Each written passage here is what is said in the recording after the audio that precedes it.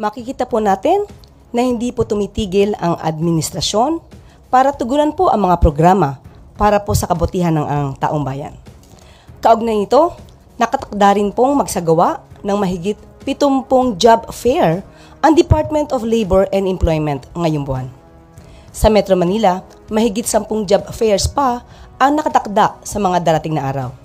Sinisikap ng gobyerno na makapagbigay ng mas maraming trabaho para matulungan ang mga maiangat ang kalidad ng pamumuhay ng mga Pilipino. Ang schedule ng job fairs ay makikita po sa website at social media accounts ng DOLE. At ngayon, handa na po tayong sumagot sa inyong mga katanungan.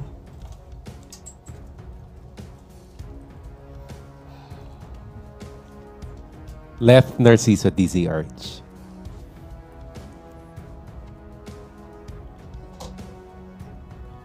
Good morning, Yusek. Morning. The spread of misinformation became rampant, and no less than the First Lady has been a victim of fake news. What are the steps being taken by the Palace or PCO to combat misinformation? Yes, it's very obvious that more fake news are lingering. Maybe because of the present situation regarding the arrest of former President Duterte. We are taking steps like what we had last week. We had this live discussion with the concerned authorities to answer all those issues that had been raised by some people from the mainstream and also from the social media. So with this kind of projects that we have with the PCOO, like the press briefing and the live discussion, I think people will have this chance to know what is fake news and what is not. I understand NBI is making a plan of action as well as the PNP to run after fake news peddlers. Kayo po sa PCO, nakikipag-ugnayan ba kayo sa mga agency na to? Opo, makikipag-ugnayan po tayo. Lalong-lalo na po talagang dumarami po ang fake news para po malihis ang katotohanan. Kitang-kita po ninyo. Kahit po mismo si ES, dating ES, Medialdea, nakita po natin kung paano po ba niya nabanggit na nawawala ang dating Pangulong Duterte na yun po ay pinasinungalingan mismo ng ICC. So yung mga ganun pong mga irresponsableng mga pananalita ay dapat pong ang tao ay magmasid, mag-isip at matuto pang mag-evaluate para po hindi po nagugulo ang ating isipan at damdamin. Pero naniniwala po ba kayo it's about time na may masampulan dun sa mga nagpapakalat ng fake news? Pinag-aaralan po natin yan. Follow up to the same question. No. Eden Santos, Net25. Good morning po, Yusek. Kumusta na po si dating Pangulong Duterte? Minomonitor din po ba ng administrasyon yung kanyang sitwasyon sa The Hague at yung kanyang medical condition? Kasi po nung humarap siya sa ICC, parang medyo kakaiba yung boses niya. Ang sabi po ni Senator Bongo ay parang hindi yata binibigay yung kanyang gamot. Mm-hmm. Yan po ay kanyang opinion lamang ni Senator Bongo. Unang-una wala po siya doon sa lugar. At nadinig po mismo natin sa ICC kay Judge Mutok na ang Pangulo po, ang dating Pangulo po, ay yun sa mga doktor na tumingin sa kanya ay nasa magandang kondisyon po. Mentally aware, mentally fit. At patuloy po rin na chinecheck ang kanyang kondisyon. So, kung meron po mga ganitong klaseng mga haka-haka, muli, katulad ng sinabi ni Senator ni Senator Bongo, dapat siguro ay kanya munang alamin. Alamin ang katotohanan dito bago po magbigay ng baka hindi nabibigay ang kanya mga gamot. Tandaan po natin, ang ICC po, may mga doktor po sila naka-assign dyan. Ngayon, kung araw-araw po natin i-monitor, uli sasabihin natin, wala po kasing jurisdiction na ang Pilipinas kasi po ang dating Pangulong Duterte ay nasa kustodiya na po ng ICC. So sila na po talaga ang magbibigay ng maagarang pag-check up or mag-undergo po ang Pangulong Duterte sa check up po na maibibigay po ng ICC. Pero kung mayroon pong hihilingin, of course, ang dating Pangulong Duterte, maliban po sa kanya, kahit po yung mga victims ng EJK, sila rin po ay bibigyan po ng kaukulang tulong kung kakayanin po ito. At kung ito naman po ay hindi po malalabag ng anumang batas natin. Speaking of EJK po, nabanggit po ninyo, may mga lumalabas din po sa social media na ginagamit yung mga picture na sinasabing biktima ng EJK, hindi naman po pala biktima ng EJK kagaya nung kay Aling Sheila na lumabas po sa SOCMED, namatay under this administration, kay Pangulong Marcos. Yun pong kay yung sa isang doktor, yung father niya, sabi po EJK, hindi naman po pala EJK. Ano po ng government dito kung inaano din po natin itong mga fake news na ito? Opo. Pwede po ba din nating aksyonan yung mga ganong na sinasama po sila dun sa kaso against former President Duterte, pero in fact hindi naman po pala totoo yung mga yon. Siguro sa dami-dami po ng fake news na lumalabas ngayon, makakatulong po ang media. Lalo na po ang mainstream media. Tayo na po ang magsabi kung alam niyo po na peke ito. Kayo na po mag-fact check. Kayo din po ay pinaniniwalaan dahil may kredibilidad din po kayo. So kung ano po yung lumalabas na fake news, magtulungan po tayo para sa bayan po ito. Dapat din po nating ipaalam sa taong bayan na lahat ng lumalabas ng mga fake news na ganyan ay dapat na maputol. So hindi lamang po para si EJK, pati po yung mga fake news na lumalabas pabor kay dating Pangulong Duterte, sana po ay bigyan din po ng pansin ng media. At sana po din po, sa tulong din po ng mainstream media at ng social media, maipakita din po natin kung ano po talaga yung kalagayan ng mga biktima, ng pamilya ng mga biktima ng EJK. Hindi lamang po tayo tutuon kay dating Pangulong Duterte dahil po ang mga biktima po ng EJK ay Filipino rin po. Pero ito po yung mga biktima ng EJK na sinasabi ng under the previous administration po. Binanggit po ni Let Narciso kanina kung may masasampulan na ba. Ito po ay identified na talagang kinumpirma ng mga kapitbahay. At least kilala na kung sino po yung tukoy na yung nag-aano ng fake news, using pa nga po yung kaso ng EJK. Hindi ba tayo gagawa ng aksyon ng gobyerno or ang PCO since kayo po ay very active sa paglaban sa fake news? Siguro po uunahin natin mismo yung mga unang nagsalita ng fake news. So uunahin pa po ba natin si former ES Medialdea? Kaya sabi ko po kanina ay pag-aaralan po muna. Thank you po. Maricel Halili, TV5. Yusek, magandang umaga po.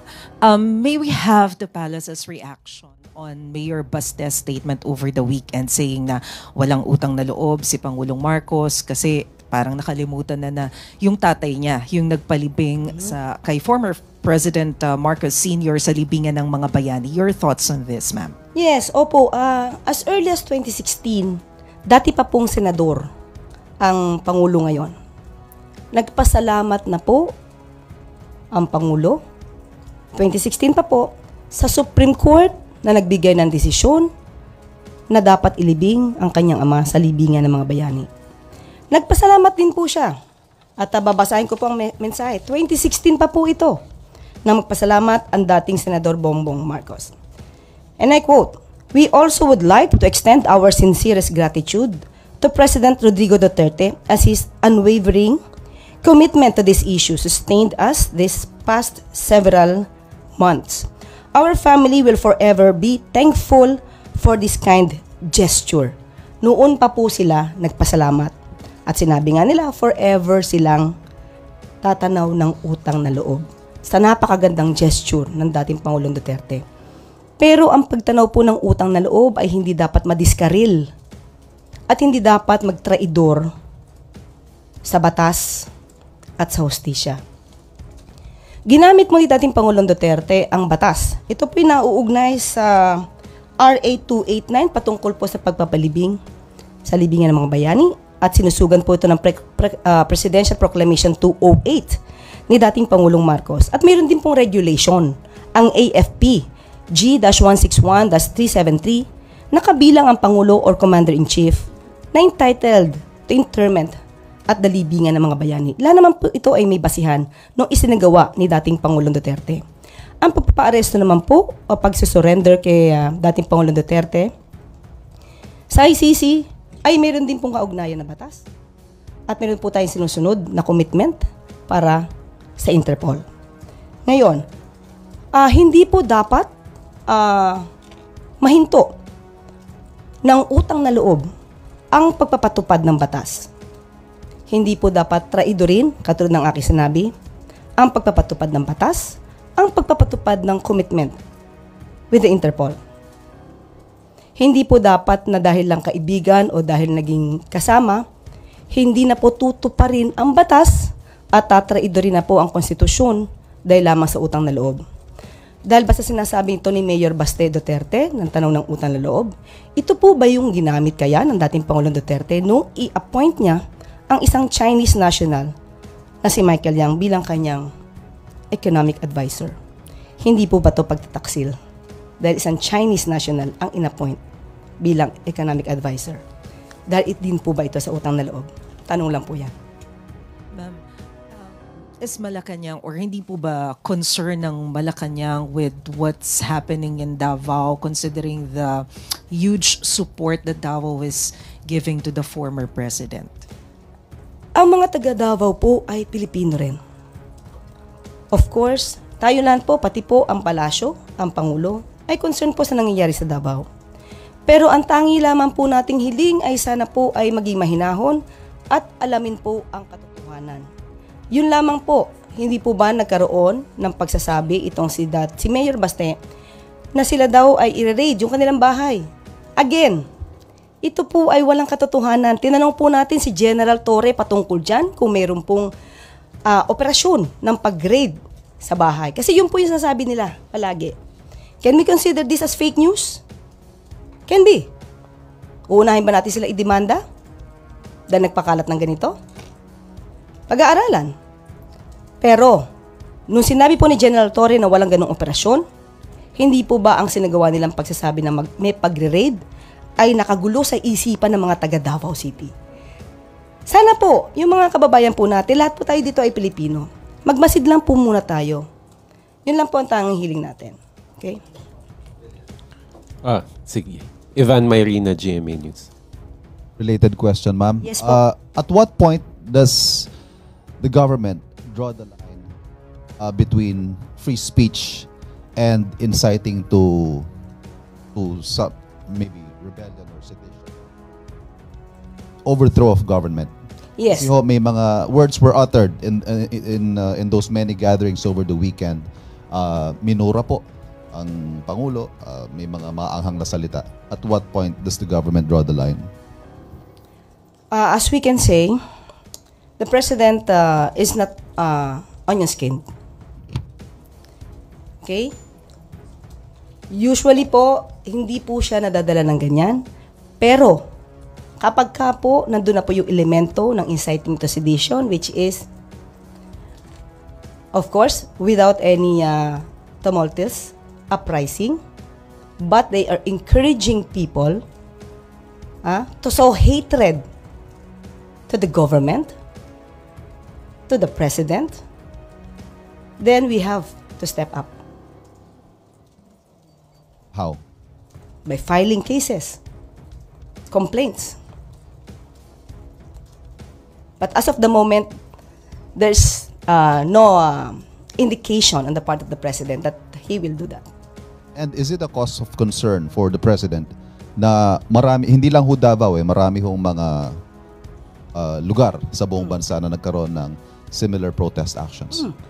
Hindi po natin mawawala sa kanilang damdamin. Kaya po ay normal dahil po may naging pangyayari sa kanilang malamang iniidolo at panatiko po sila ng isang leader. Hindi po natin pipigilan ang kanilang pagsasabi ng kanilang mga damdamin.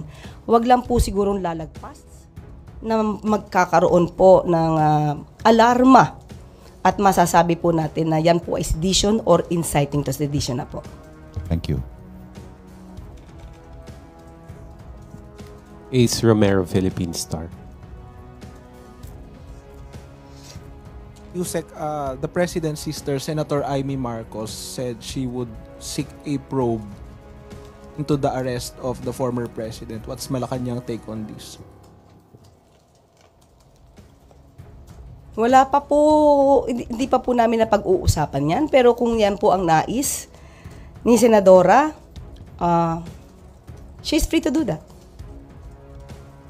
Will Malacanang be ready to send representatives in the event that such an inquiry pushes through in the Senate? If necessary. If it is for if the inquiry is in aid of legislation, we will respect the request of Senator Amy. So there will be no effort on the part of the administration to prevent resource persons from attending such a hearing? No, we will not do that. And are you confident you can answer all questions that will be given with regard to that arrest? I believe because we just complied with all the requirements with the law regarding the arrest of former President Duterte. Salamat po. Christian Yusores, Radio 630. Ma'am, isa rin po sa mga nagbigay po ng statement against the government is former PNP chief and now Senator Ronald De La Rosa. Pinanatan po niya yung pag-arrest ng ICC through the Interpol. Let me quote him. Sabi po niya, hindi yan nanggagaling sa competent authority, hindi yan nanggagaling sa local natin, hindi yan nire-recognize natin dahil hindi tayo under sa kanila kaya dapat magkaisa tayo. Ano pong comment niyo ng pala? Hindi ba competent authority ang ICC sa paningin po ni Senator Bato? Sabi ko nga po, yan ay normal na manggagaling kay Senator Bato dahil isa siya sa maaaring makonsider na co-perpetrator. May takot? On his part? Maybe. I cannot answer for him. Pero tandaan po natin, sa aking pagkakaalam, kung di ako nagkakamali, may narinig na din daw po siya na magkakaroon ng warrant of arrest. Kaya hindi po siya yata napunta sa Hong Kong.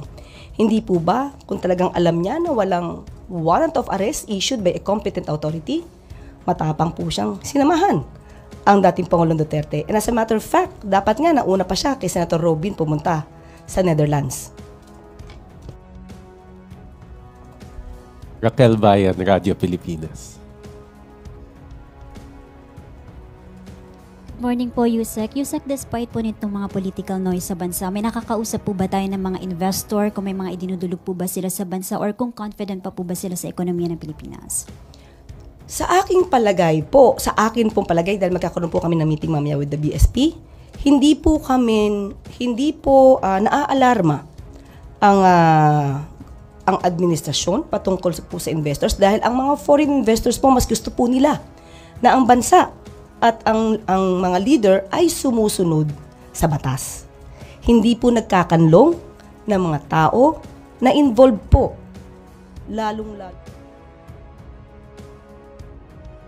Hindi po inaayunan talaga yan ng mga foreign investors na magkanlong ka ng mga taong involved sa mga krimen. Yusek, balikan ko lang po yung 70 job fairs na nakalinya po kanina. Kung may figures na po ba kung ilang job opening or ilang job position po yung equivalent nun? Opo, mamaya po ibibigay namin kung meron na pong detalye po dito. Ibibigay po namin sa inyo. Maya-maya lamang po. Lay Pardilla, PTV. Good morning po, Yusek. Yusek, how does the government view Attorney Harry Roque's appearance po in Netherlands matapos niya pong magtago while facing an arrest order for skipping a House inquiry into Philippine offshore gaming operators? Actually, hindi po. I cannot speak in behalf of the Quadcom, in behalf of the House of Representatives because it's the arrest warrant ng House ang hindi napapatupad dahil sa pagtatago ni Atty. Harry Roque. Pero mas maganda po siguro na i-challenge po talaga natin siya na siya po yung umuwi. Kasi 'di ba bring home FP Duterte. So siguro mas magandang isigaw po rin ng mga tao, bring home Roque.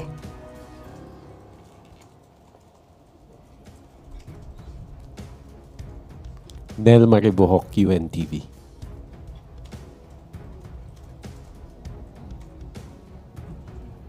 Other issue po. tungkol po dun sa pagkadismaya ng MILF Central Committee po sa pagkakatalaga ng BARM Interim Chief. Dahil sinasabi nila na may paglabag daw po ito dun sa Bangsamoro Organic Law. Sinabi naman po nung mga tao na umattend po doon sa MILF Consultative Assembly na meron pong prerogative ang Pangulo na mag-appoint po ng interim chief minister. Sa ngayon po, bagong-bago po, ang hiling po natin sana po sa pamunuan po ng MILF, ay bigyan po muna natin ng chance. Kapag ka po hindi naging maayos ang magiging pamumuno po ng bagong na-appoint na ICM, maaari po nating pag-usapan muli ito para po sa ikagaganda po, no? Ng nasabi po nga Bangsamoro. Hindi po ba nababahala? MILF. Opo, hindi po ba nababahala ang palasyo na maaaring makompromiso yung peace agreement dahil po dito? Hindi naman po, dahil sa maganda pong pag-uusap yan. Sabi nga po natin na since may prerogative po ang Pangulo na mag-appoint, bigyan lang po natin ng chance. Kapag ka po merong hindi naging magandang pangyayari, then that's the time na the President will make an immediate action. Thank you po. Eden Santos, Net 25.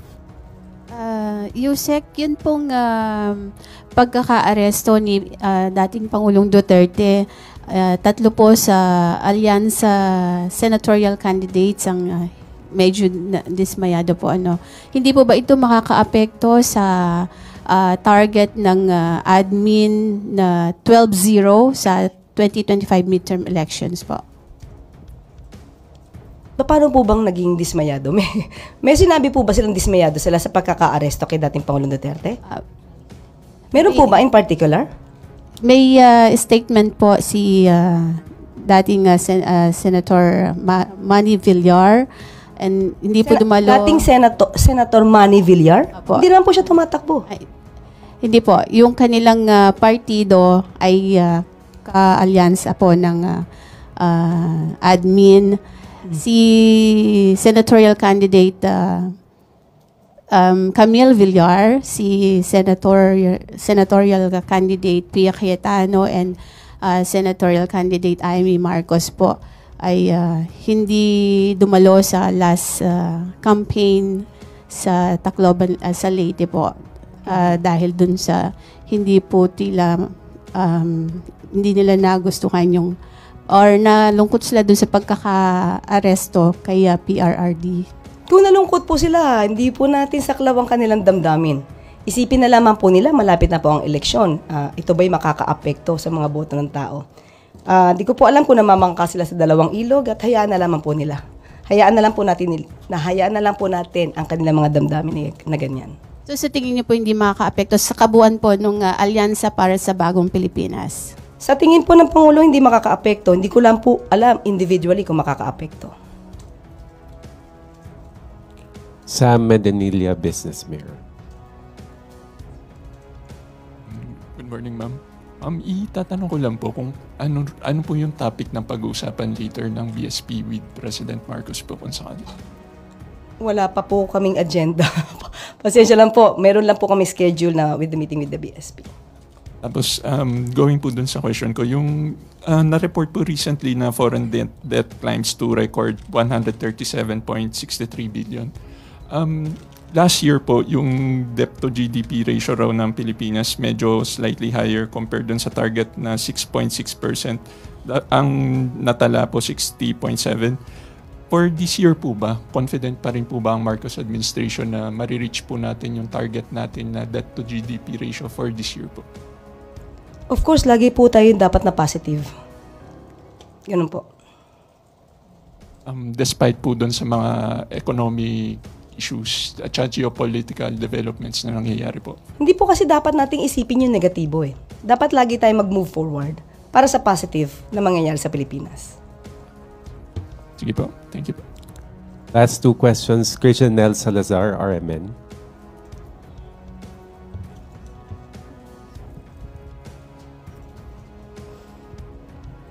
Good morning po, Yusek.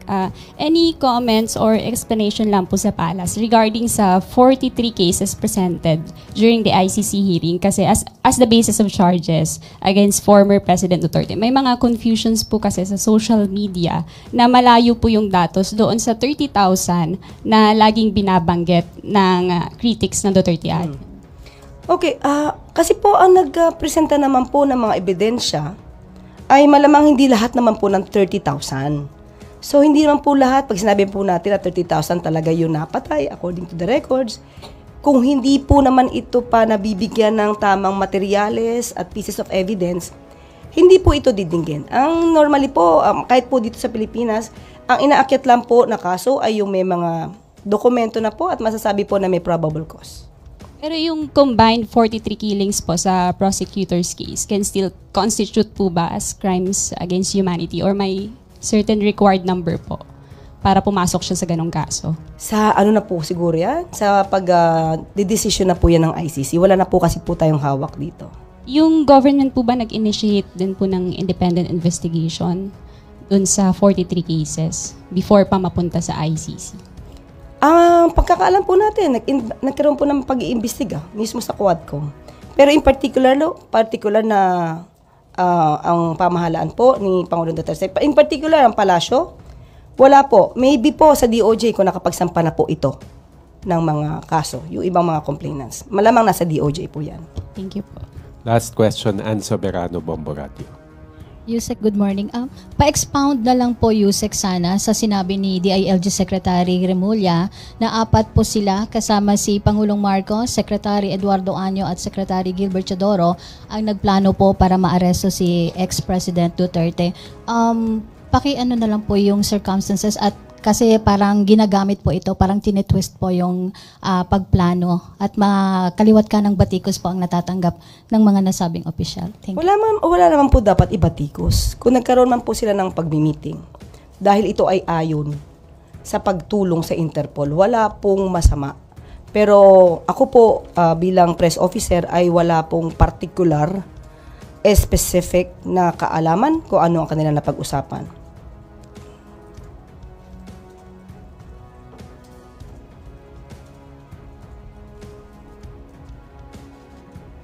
Okay. At dito na po nagtatapos ang ating briefing. Maraming salamat, Malacanang Press Corps, at magandang tanghali para sa Bagong Pilipinas.